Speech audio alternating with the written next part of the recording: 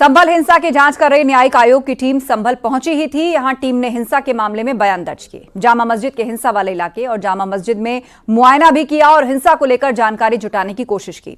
Samajwadi party ने संभल हिंसा के आरोपियों की धरपकड़ पर पुलिस पर ही सवाल खड़े किए। वहीं बीजेपी ने कहा हिंसा एक सियासी साजिश थी जिसका पर्दाफाश होना जरूरी है।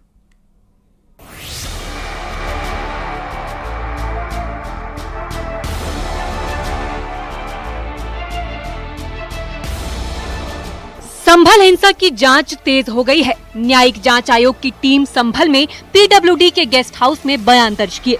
हिंसा से जुड़े लोगों के बयान दर्ज किए गए हैं। शासन की ओर से गठित 3 सदस्यीय आयोग की टीम संभल पहुंची। बयान दर्ज कराने के लिए बाकायदा गेस्ट हाउस के गेट पर पोस्टर भी लगाया गया। 24 नवंबर को शाही जामा मस्जिद के सर्वे के दौरान खूब बवाल हुआ था, जिसमें 4 लोगों की मौत हो गई थी।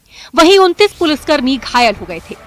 संभल हिंसा मामले में सरकार ने 3 सदस्यीय जांच कमेटी बनाई है। इसमें हाईकोर्ट के पूर्व रिटायर्ड जज देवेंद्र अरोड़ा को अध्यक्ष बनाया गया है। रिटायर्ड आईपीएस AK जैन और अमित मोहन प्रसाद सदस्य के रूप में शामिल किए गए। संभल पहुंची 3 सदस्यीय न्यायिक आयोग की टीम ने सबसे पहले जामा मस्जिद का दौरा किया। न्यायिक आयोग की टीम करीब 20 मिनट जामा मस्जिद में रही। जामा मस्जिद परिसर को देखने के लिए गए थे कि अंदर क्या है और क्या कैसे है। अच्छा, आज बयान दर्ज कराएंगे? आप यहाँ आए हुए हैं गेस्ट? नहीं, आज हम आए थे ये देखने के लिए कि उसको बयान दर्ज कराने का प्रोसीजर क्या है। उसमें बयान एलपी हम जो देंगे तो वो स्टाम्प पर देना है या प्लेन पेपर पर देना है, सादे पेपर पर देना है। तो उसके लिए अब हम शायद नेक्स्ट वीक जब ये आएंगे, जैसा कि इन्होंने बताया जांच आयोग ने कि अगले हफ्ते हम फिर आएंगे, तब अपना बयान एलपी देंगे और बयान दर्ज करेंगे। आज बिल्कुल क्लियर है। मैं तो आपके सामने खड़ा हूँ, अभी गया था, अभी आ गया। जामा मस्जिद के दौरे के बाद न्यायिक आयोग की टीम हिंसा प्रभावित इलाके में पहुंची। 3 सदस्यीय जांच आयोग में जस्टिस अरोड़ा के अलावा रिटायर्ड आईपीएस AK जैन और अमित प्रसाद शामिल है। जिससे हर को लखनऊ न आना पड़े, उनकी सुविधा के लिए यहाँ आकर कैंप लगा है। सर, कितना समय दिया गया सर? 4-5 घंटे यहीं रहे। सर कहाँ का निरीक्षण किया अभी आपने? सब किया है आपने। आप लोग तो मौजूद थे ही, आप लोगों से अच्छा कौन जानता है। संभल हिंसा को लेकर पुलिस प्रशासन की तरफ से धरपकड़ जारी है। पुलिस ने 2 लोगों की हत्या के आरोप में मुल्ला अफरोज को गिरफ्तार किया है, जिस पर समाजवादी पार्टी ने पुलिस प्रशासन पर ही निशाना साधा है। गोली जो चली, आधी उम्र जनता का लड़ाई जनता और पुलिस की थी। अब पकड़ना है पुलिस को ही है, तो इसमें क्या कह सकते हैं। अगर जिन पर आरोप था वही जांच अधिकारी हैं तो फिर सही तो जांच होने का कोई प्रश्न ही नहीं उठता। इन्हें सब मामला दुबई से, विदेश से, पाकिस्तान से गवर्न होता दिखता है। अगर आपको पकड़ लें, मुझे पकड़ लें, तो स्वीकार तो मेरा आप भी कर लेंगे जब पुलिस के कब्जे में आ जाए। वहीं बीजेपी ने निशाना साधा है कि सियासी साजिश के तहत संभल को अशांत करने की कोशिश हुई थी। जानबूझकर भीड़ इकट्ठा करके कोर्ट के फैसले को बदलने की कोशिश की थी। जो लोग संविधान की दुहाई देते हैं, वही आज कोर्ट के फैसले पर सवाल उठा रहे हैं। विपक्ष में राजनीतिक षड्यंत्र के तहत संभल को अशांत करने का प्रयास किया गया, कोर्ट के निर्णय को पत्थरों से बदलने का प्रयास किया गया। वो सारी बातें आज प्रमाणित होती हुई दिख रही हैं। जैसे जैसे जांच आगे बढ़ती जा रही है, ये पर्दाफाश होता जा रहा है कि ये पूरी भीड़ जानबूझ करके साजिशें इकट्ठी की गई थी ताकि कैसे कोर्ट के फैसले को बदला जा सके, कैसे जोर दबाव के आधार पर निर्णय लागू कराया जा सके, संविधान का पालन न हो सके। ये पूरा प्रयास था और वो लोग जो संविधान की दुहाई देते हैं वही संविधान को तार तार कर रहे थे। योगी सरकार ने न्यायिक आयोग का गठन दंगों की जांच करने और जवाबदेही तय करने के लिए किया है। DM, SP और मुरादाबाद रेंज के DIG भी आयोग के प्रतिनिधि मंडल में साथ रहे। उम्मीद है कि न्यायिक आयोग की टीम की रिपोर्ट के बाद संभल हिंसा से जुड़ी हर सवाल का जवाब मिल सकेगा। न्यूज़ 18 के लिए ब्यूरो रिपोर्ट।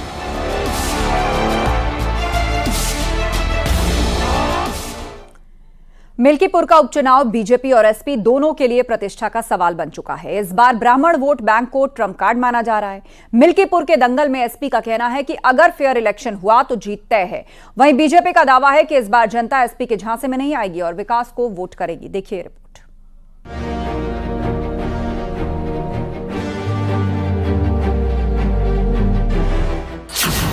मिल्कीपुर विधानसभा के लिए बीजेपी और समाजवादी पार्टी लगातार प्रचार में जुटी है। मिल्कीपुर चुनाव बीजेपी और SP दोनों के लिए ही प्रतिष्ठा का सवाल बन चुका है। वहीं माना जा रहा है कि मिल्कीपुर उपचुनाव में इस बार ब्राह्मण वोट बैंक ट्रम्प कार्ड बनने जा रहा है। मिल्कीपुर विधानसभा में करीब 75,000 ब्राह्मण हैं। ब्राह्मण वोटर्स पिछले कई चुनाव से निर्णायक साबित हुए हैं। जिस तरफ ब्राह्मण वोट बैंक जाता है वो प्रत्याशी विधायक बन जाता है। न्यूज़ 18 की टीम ने मिल्कीपुर की जनता का मूड जानने की कोशिश की है। ब्राह्मण लेकर माहौल है, कमल का फूल जीतेगा भैया, उसे वोट देना है। और क्या दिक्कत है सपा में? सपा में दिक्कत है, झूठा आदमी है, जनता झूठ बोल के जाते हैं। यहाँ ये सड़क बनवा देंगे, वो सड़क सब कच्ची पड़ी है। इस बार भाजपा को कोई खास बात? झूठ बोलते आते नहीं है यहाँ, जो कुछ कहते हो करते नहीं है। कहते कुछ करते कुछ, उनके पास एक डायरी उसे नोट कर लेते हैं, उसके बाद उसको फेंक देते हैं अलग। ब्राह्मण वोट को साधने के लिए बीजेपी से जहां खब्बू तिवारी लगाए गए हैं तो वहीं एसपी से पवन पांडे को लगाया गया है। कांग्रेस और बीएसपी उपचुनाव नहीं लड़ रही। ऐसे में लोगों का कहना है कि उन्हें समाजवादी पार्टी की तरफ से धोखा मिला, लेकिन इस बार गलती नहीं दोहराएंगे। और हम लोग लगातार जो है समाजवादी पार्टी के साथ जुड़े रहे और लगभग जो है 17 से हम सांसद जी को चुनाव जिताने के लिए हमेशा प्रयासरत रहे और जिताया भी इन लोगों को। 2022 में जिताया, 2024 में जिताया, तन मन धन लगाकर जिताया। और हमारा पोलिंग बूथ कोई चेक कर सकता है, 2200 गांव में इनकी जीत हुई है। लेकिन आलम यह है कि हम लोग को ही नहीं पहचानते जीतने के बाद, और हमेशा झूठ बोलते हैं, जनता से झूठ बोलते हैं। तो इस बार इनको यहाँ से हम लोग बाइकाट करेंगे। मिल्कीपुर के उपचुनाव को लेकर बीजेपी के पूर्व सांसद बृजभूषण शरण सिंह ने दावा किया है कि बीजेपी की जीत पक्की है, क्योंकि मिल्कीपुर में विकास हुआ है और बीजेपी विकास के मुद्दे पर चुनाव जीत रही है। देखिए, किसी के आरोप से कुछ नहीं होता है। जहां तक मैं देख रहा हूं कि मिल्कीपुर में भारतीय जनता पार्टी चुनाव जीत रही है। बड़ा काम हुआ है क्षेत्र के अंदर। मुद्दा कुछ नहीं है, मुद्दा विकास है। मिल्कीपुर में उपचुनाव को लेकर एसपी सांसद ने निष्पक्ष चुनाव को लेकर सवाल उठाए हैं। उनका कहना है कि अगर बीजेपी ने प्रशासनिक मशीनरी का दुरुपयोग नहीं किया तो एसपी ही चुनाव जीतेगी। मिल्कीपुर चुनाव में किस तरीके से परिणाम देखते हैं? समाजवादी पार्टी जीत रही है अगर चुनाव हुआ तो। बीजेपी ने जैसे ही अपने प्रत्याशी चंद्रभानु पासवान का नाम घोषित किया, टिकट के दावेदारों में मनमुटाव की खबर आने लगी थी। लेकिन सीएम योगी ने उनसे अलग अलग मुलाकात कर आपसी मनमुटाव को भी दूर कर दिया है। सीएम योगी के निर्देश पर गोसाईगंज के पूर्व विधायक इंद्र प्रताप खब्बू तिवारी ब्राह्मण वोटरों को साधने में जुट गए हैं। वहीं पूर्व विधायक गोरखनाथ बाबा और रामू प्रियदर्शी में सीएम योगी से मुलाकात के बाद नई ऊर्जा के साथ मिल्कीपुर में बीजेपी को जिताने में जुट गए हैं। न्यूज़ 18 के लिए ब्यूरो रिपोर्ट।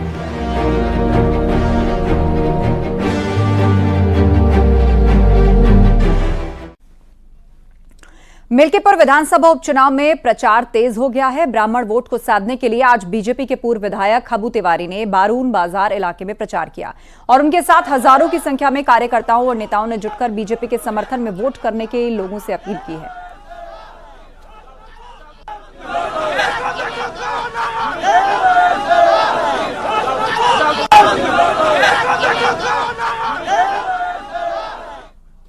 अब बात करते हैं उत्तराखंड निकाय चुनाव की। तीर्थ नगरी ऋषिकेश में मुकाबला दिलचस्प हो गया है। बीजेपी कांग्रेस के साथ निर्दलीय उम्मीदवार ने मुकाबले को काफी दिलचस्प बना दिया है।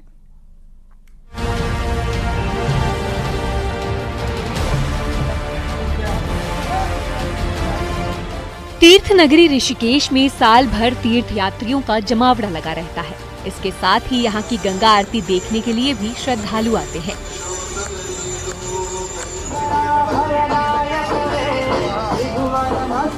वहीं एम्स में मरीजों की आवाजाही भी लगातार शहर में रहती है। ऐसे में ये नगर निगम बेहद खास है। 8 दिसंबर 2017 को ऋषिकेश नगर पालिका से नगर निगम बनाया गया। 40 वार्ड वाले इस नगर निगम में कुल 91,689 मतदाता हैं, जिनमें 54,466 पुरुष मतदाता हैं, जबकि 47,692 महिला वोटर और 7 ट्रांसजेंडर मतदाता भी हैं। ऋषिकेश नगर निगम में मेयर सीट एससी आरक्षित है, जिसमें बीजेपी, कांग्रेस, यूकेडी समेत एक निर्दलीय प्रत्याशी मैदान में है और यहाँ चुनावी मुकाबला त्रिकोणीय बना हुआ है। विकास के जो नगर निगम के अंदर जो भी काम आता है, बहुत सारे काम है जो नगर निगम के अंदर आता है, वो सब कामों पे हम लोग काम करेंगे। और मुझे लगता है कि ऋषिकेश चार धाम यात्रा के मुख्य द्वार है। की बार ये कांग्रेस पार्टी यहाँ पर अपना इतिहास रचेगी और जो ट्रिपल इंजन की सरकार का दम भरने वाले जो लोग थे, जो पिछले 6 सालों में जो काम रुके हुए थे, वो चाहे आपसी विधायक और मेयर की आपसी तनातनी की वजह से या उनके आपसी राजनीतिक प्रतिद्वंद्विता की वजह से जो काम नहीं हो पाए, उन कामों को अगर मुझे ऋषिकेश की जनता अवसर देगी तो मैं निश्चित रूप से उन सारे कामों को पूरा करके दिखाऊंगा। ग्रामीण क्षेत्र त्रस्त है रोडों से, यहाँ की रोड और वहाँ की रोड क्या कहें। मैं तो सोचता हूँ कि इतनी रोडें खराब हैं, पता नहीं चल रहा है कि सड़क में गड्ढे हैं कि गड्ढे ही सड़क है। मतलब दाल खिचड़ी में दाल है कि दाल ही काली है। नशे का भी और नशा गली गली में मेरे होनहार बालक जिन्होंने शिक्षा देखनी थी, किताबें देखने थे, उनको कुछ पुड़िया में कुछ कागज के अंदर दिया जाता है, उस सरस्वती का भी अपमान कर रहे हैं। ऋषिकेश नगर निगम टिहरी, पौड़ी, हरिद्वार की सीमाओं से लगा है और 4 धाम यात्रा की शुरुआत यहीं से होती है। साल भर तीर्थ और कांवड़ यात्रा के चलते यहाँ पर्यटकों को भारी दबाव है। वहीं शहर में स्थायी पार्किंग, ट्रैफिक कंट्रोल, साफ सफाई, कूड़े का निस्तारण, सड़क, स्ट्रीट लाइट के साथ गंगा घाटों का निर्माण जैसी मूलभूत समस्याओं का समाधान लोग नई शहर की नई सरकार से लगाए बैठे हैं। तो मैं ये चाहती हूँ कि पहले तो सड़कों में जाम ना रहे, इतना हमें आने जाने में दिक्कत होती है। मतलब अगर पास भी जाना हो कहीं पे तो इतने घंटे ट्रैफिक रहता है। फिर स्ट्रीट लाइट्स में लाइट्स नहीं होती, कहीं कहीं पे बिल्कुल अंधेरा रहता है, तो ऐसे सुरक्षित फील नहीं होता हमें। और कूड़े का ढेर इतना रहता है कि मतलब इतना ज़्यादा कूड़ा एक साथ इकट्ठा रहता है, तो साफ सफाई भी नहीं होती। हर की पौड़ी जैसा घाट ऋषिकेश में बने और जो भी प्रत्याशी अपना दावा कर रहा है वो सबसे पहले गंगा में संकल्प लेके ये बात बोले कि मैं गंगा की अविरल धारा को घाट में लाऊंगा और इसको भव्य और दिव्य बनाऊंगा, जिससे पर्यटकों का भी यहाँ आने का रुझान बढ़े। सबसे मुख्य मुद्दा हमारा ये कूड़ा उठाने का चल रहा है। देखिए ये इसका निस्तारण प्राथमिकता पे होना चाहिए। ऋषिकेश के बिल्कुल एंट्रेंस पे ये बदनुमा दाग है ना। दूसरा हम ये कहते हैं जो गंगा डोडो का जो मुद्दा छिड़ा है, वहाँ हम चाहते हैं व्यापारी वर्ग का उत्पीड़न ना किया जाए, उनके पुनर्वास की व्यवस्था की जाए और ट्रैफिक से निजाम पाना ऋषिकेश के लिए बहुत ज़रूरी है। और एक यहाँ पर यह है कि एक हमारे कुछ बड़े बुजुर्गों के लिए या पर्यटकों के लिए कोई पार्क नहीं है। ऋषिकेश नगर निगम में जीत हासिल करने के लिए बीजेपी कांग्रेस के साथ निर्दलीय उम्मीदवार पसीना बहा रहा है, लेकिन आखिरी फैसला जनता को करना है कि आखिर कौन तीर्थ नगरी के निकाय के रण में जीतेगा। Bureau report, news 18।